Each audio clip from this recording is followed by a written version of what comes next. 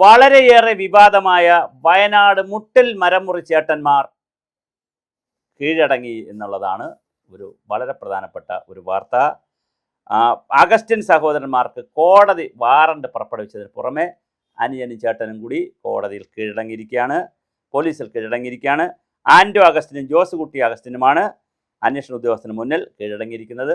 മറ്റൊരു പ്രതിയായ റോജി അഗസ്റ്റിൻ ഹാജരായിട്ടില്ല. 3 പേർ ഹാജരാകണം, 2 പേർ ഹാജരായി. അറസ്റ്റ് വാറണ്ട് വന്നതിന് ശേഷമാണ് ഹാജരായത്. തുടർച്ചയായി ചോദ്യം ചെയ്യാൻ വിളിക്കുമ്പോഴൊന്നും പോകാതെ വന്നതുകൊണ്ടാണ് അറസ്റ്റ് വാറണ്ട് കോടതിയിൽ കേസിന് വന്നപ്പോഴും കോടതിയിൽ പോകുന്നില്ല. അങ്ങനെ അറസ്റ്റ് വാറണ്ട് വന്നു. ആൻഡോ അഗസ്റ്റിനും റോജി അഗസ്റ്റിൻ, ജോസ് കുട്ടി അഗസ്റ്റിൻ എന്നിവർക്കെതിരെ ചോറ്റാനിക്കര മജിസ്ട്രേറ്റ് കോടതിയാണ് അറസ്റ്റ് വാറണ്ട് പുറപ്പെടുവിച്ചത്. അമ്പലമേട് പോലീസ് എടുത്ത കേസിലാണ് നടപടി. കേസ് റദ്ദാക്കണമെന്ന് ആവശ്യപ്പെട്ട് പ്രതികൾ നൽകിയ ഹർജി ഹൈക്കോടതി തള്ളിയതിനെ തുടർന്നാണ് മജിസ്ട്രേറ്റ് കോടതിയുടെ ഉത്തരവ് വന്നത്. വനം വകുപ്പിൻ്റെ പാസ് ഉണ്ടെന്ന് തെറ്റിദ്ധരിപ്പിച്ച് വയനാട്ടിൽ നിന്ന് അനധികൃതമായി കോടിക്കണക്കിന് രൂപയുടെ ഈട്ടി മരം മുറിച്ചു മാറ്റി എന്നുള്ളതാണ് അതിൻ്റെ കേസ്. എറണാകുളം അമ്പലമേടിലുള്ള ടിമ്പർ കമ്പനിക്കാണ് വിറ്റെന്നാണ് കേസ്.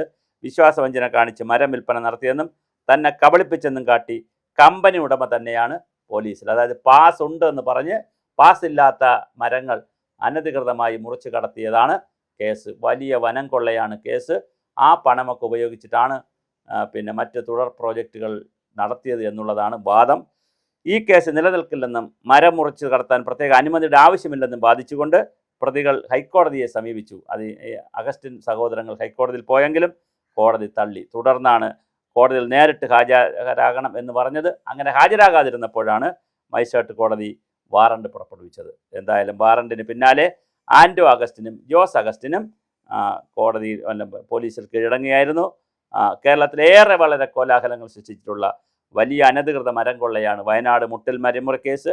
വയനാട്ടിലെ മുട്ടിൽ സൗത്ത് വില്ലേജിലെ കർഷകരുടെ കൈവശത്തിൽ നിന്ന് കോടികൾ വിലമതിക്കുന്ന റോസ് വുഡ് എന്ന് പറയുന്ന ഈട്ടി മരം, തേക്ക് മുതലായവ മരങ്ങൾ, വിലപിടിപ്പുള്ള മരങ്ങൾ സർക്കാരിൻ്റെ അനുവാദമില്ലാതെ വെട്ടിക്കടത്തി എന്നാണ് കേസ്. 2020 കേരള സർക്കാർ പുറപ്പെടുവിച്ച ഒരു ഉത്തരവിനെ പാട്ടയ ഭൂമിയിലെ കർഷകർ നട്ടുപിടിപ്പിച്ചതും സ്വയം വളർന്നുമായ മരങ്ങൾ മുറിക്കാൻ അനുമതി നൽകിക്കൊണ്ടുള്ള റവന്യൂ വകുപ്പ് ഉത്തരവിന് മറയാക്കിയാണ് പ്രതികൾ മരങ്ങൾ വ്യാപകമായി മുറിച്ചു മാറ്റിയത്.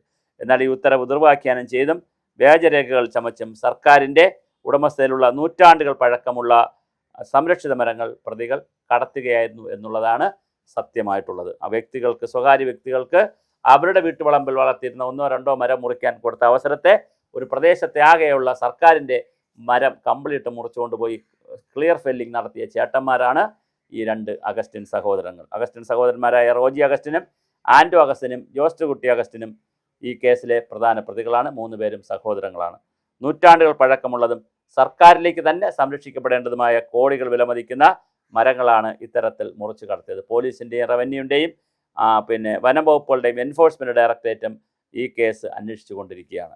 പ്രത്യേക അന്വേഷണ സംഘം കോടതിയിൽ കുറ്റപത്രം സമർപ്പിച്ചിട്ടുണ്ട്.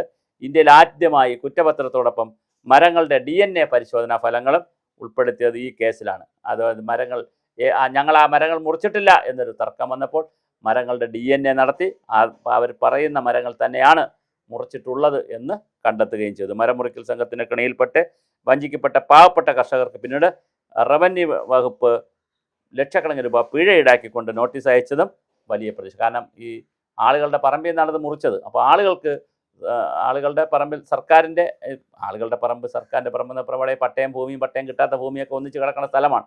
അപ്പോൾ അവിടെ സർക്കാരിൻ്റെ ഭൂമിയിൽ നിന്ന് മുറിച്ചു മാറ്റി എന്നുള്ള കഥയിൽ കർഷകർക്കും നോട്ടീസ് കൊടുത്തു.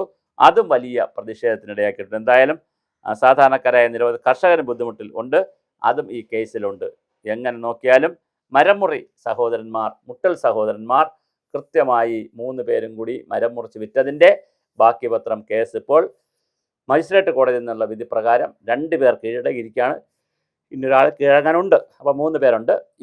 ഇതേ സമയത്ത് തന്നെ ക്രിക്കറ്റുമായി നമ്മുടെ ഫുട്ബോളുമായി ബന്ധപ്പെടുത്തിയിട്ടുള്ള മെസ്സി വരുന്നതുമായി ബന്ധപ്പെടുത്തിയിട്ടുള്ള മറ്റൊരു കേസും കഴിഞ്ഞ സർക്കാരിൻ്റെ കാലത്തുള്ള മറ്റൊരു കേസുമുണ്ട്.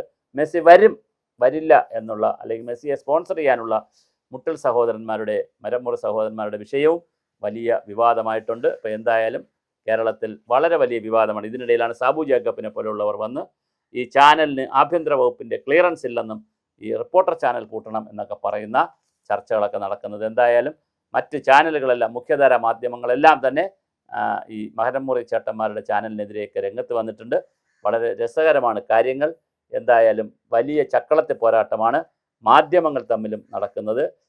പിന്നെ എന്താണ് പിന്നെ ഈ കുടിപ്പകയും കുടുംബപ്പോരും എന്നൊക്കെ പറയുന്ന പോലെ മാധ്യമ കുടുംബത്തിനകത്തും വലിയ പോരാണ് ഈ മരമുറി സഹോദരന്മാരുടെ ഈ വിഷയം ഉണർത്തിവിട്ടിരിക്കുന്നത്. ചാനലുകൾ തമ്മിൽ മത്സരത്തിലും യുദ്ധ കോലാഹലത്തിലും യുദ്ധ കാഹളവും മുഴക്കിക്കൊണ്ട് കൃത്യമായി രംഗത്തുണ്ടെന്നുള്ളതാണ് കേരളം കാണുന്ന മറ്റൊരു